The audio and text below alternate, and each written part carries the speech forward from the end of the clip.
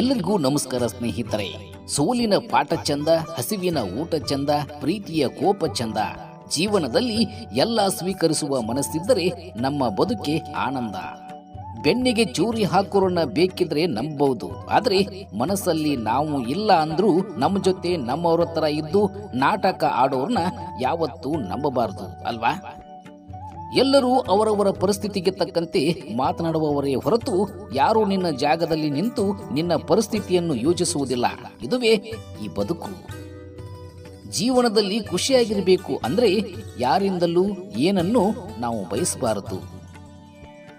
ಎತ್ತರಕ್ಕೆ ಬೆಳಿಬೇಕು ನಿಜ, ಅದಕ್ಕಾಗಿ ಮೆಟ್ಟಿಲುಗಳನ್ನು ತುಳಿಬೇಕೇ ಹೊರತು ಇನ್ನೊಬ್ಬರನ್ನು ತುಳಿದು ಅಲ್ಲ. ಅಲ್ವಾ ಸ್ನೇಹಿತರೆ? ನೀತಿಶಾಸ್ತ್ರ: ಬರುತ್ತಿರುವುದನ್ನು ಬರುವ ಹಾಗೆಯೇ ಸ್ವೀಕರಿಸು. ಬರುವುದರಲ್ಲಿ ಏನಾದರೊಂದು ಬದಲಾಯಿಸುವ ಶಕ್ತಿ ಇದ್ದೇ ಇರುತ್ತದೆ. ಈ ಸೃಷ್ಟಿಯಲ್ಲಿ ಕರುಳಿನ ಸಂಬಂಧ ಬಿಟ್ಟರೆ ಎಲ್ಲ ಸಂಬಂಧಗಳು ವ್ಯಾಪಾರ ಸಂಬಂಧಗಳೇ ಆಗಿರುತ್ತವೆ. ಮಾತು ಬಾರದೇ ಇರುವ ನಾಯಿಯನ್ನು ಆದರೂ ನಂಬು, ಆದರೆ ಮಾತಿನಲ್ಲಿ ಮರಳು ಮಾಡುವ ಮನುಷ್ಯನನ್ನು ಮಾತ್ರ ಯಾವತ್ತೂ ನಂಬಬೇಡ. ಕಾಡಿ ಬೇಡಿ ಮುಂದುವರಿಸಿದ ಸಂಬಂಧ, ಸಾಲ ಮಾಡಿ ಅನುಭವಿಸಿದ ಸಂತೋಷ ಇವೆರಡೂ ಯಾವತ್ತಿಗೂ ಶಾಶ್ವತವಲ್ಲ. ಮನುಷ್ಯನಲ್ಲಿ ಆಸೆ ಇಲ್ಲದಿದ್ದರೆ ಪ್ರಯತ್ನವೂ ಕೂಡ ಇರುವುದಿಲ್ಲ. ಇಚ್ಛಿಸಿದ್ದು ಸಿಗಲಿಲ್ಲ ಅಂದ್ರೆ ಅದರ ಉಪಯೋಗಕ್ಕೆ ಇಲ್ಲ ಅಂದುಕೊಂಡು ಸುಮ್ಮನೆ ಇರಬೇಕು. ಯಾಕಂದ್ರೆ ಅದನ್ನು ಪಡೆಯುವ ಆತುರದಲ್ಲಿ ತುಂಬಾನೇ ಕಳೆದುಕೊಂಡು ಬಿಡುತ್ತೇವೆ.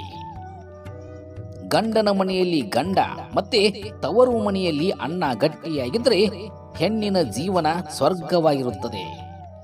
ಎಷ್ಟೇ ಜಗಳವಾಡಿದರೂ ಮರುದಿನ ಏನೂ ನಡೆದಿಲ್ಲ ಎಂದು ನಗುತ್ತಾ ಮಾತನಾಡುವ ಪ್ರೀತಿ ಸಿಕ್ಕಿದರೆ ಆ ಜೀವನ ಸ್ವರ್ಗಕ್ಕೆ ಸಮಾನವಾಗುತ್ತದೆ ಸ್ನೇಹಿತರೆ.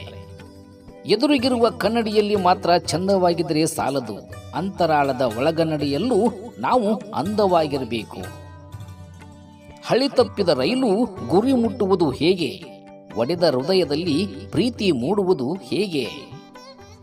ಜಗಳ ಇದ್ದರೆ ಇವತ್ತಲ್ಲ ನಾಳೆ ಮುಗಿಯುತ್ತವೆ, ಆದರೆ ಅನುಮಾನಗಳು ಇದ್ದರೆ ಮುಗಿಯುವುದೇ ಇಲ್ಲ ಕೊನೆಯತನ ಅಲ್ವಾ? ಅತಿಯಾದ ಮಾತು, ಅತಿಯಾದ ಕಾಳಜಿ ಸಂಬಂಧವನ್ನು ಬೇಗ ದೂರ ಮಾಡಿಬಿಡುತ್ತವೆ. ಬದುಕು ಎನ್ನುವ ಪುಸ್ತಕದಲ್ಲಿ ದೇವರು ಮೊದಲನೆಯ ಪುಟದಲ್ಲಿ ಜನನ, ಕೊನೆಯ ಪುಟದಲ್ಲಿ ಮರಣವನ್ನು ಬರೆದಿರುತ್ತಾನೆ. ಆದರೆ ಮಧ್ಯದಲ್ಲಿ ಖಾಲಿ ಪುಟವನ್ನು ಹಾಗೆಯೇ ಬಿಟ್ಟಿರುತ್ತಾನೆ. ಏಕೆಂದರೆ ಅಲ್ಲಿ ನೋವು ನಲಿವು ನಾವೇ ಬರೆದುಕೊಳ್ಳಲೆಂದು.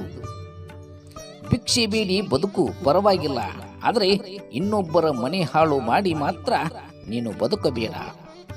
ದಿನಕ್ಕೊಂದು ಬಣ್ಣ, ಕ್ಷಣಕ್ಕೊಂದು ಮಾತು ಬದಲಾಯಿಸಿ ಬದುಕುವವರೆಗೆ ಈ ಪ್ರಪಂಚದಲ್ಲಿ ಬೆಲೆ ಜಾಸ್ತಿನೇ ಇರುತ್ತೆ.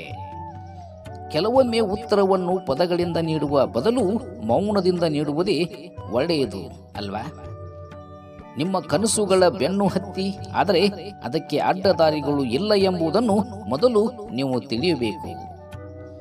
ಹೇಳಿ ಮಾಡಿಸಿದ ಜೋಡಿ ಸಿಕ್ಕುವುದು ಚಪ್ಪಲಿಯಲ್ಲಿ ಮಾತ್ರ, ಉಳಿದಿದ್ದೆಲ್ಲವೂ ಹೊಂದಾಣಿಕೆ ಇರಬೇಕು ಎಂಬ ವಿಷಯಗಳನ್ನು ಹೇಳುತ್ತಾ ಮತ್ತಷ್ಟು ವಿಷಯಗಳೊಂದಿಗೆ ಮುಂದಿನ ವಿಡಿಯೋದಲ್ಲಿ ಭೇಟಿಯಾಗೋಣ.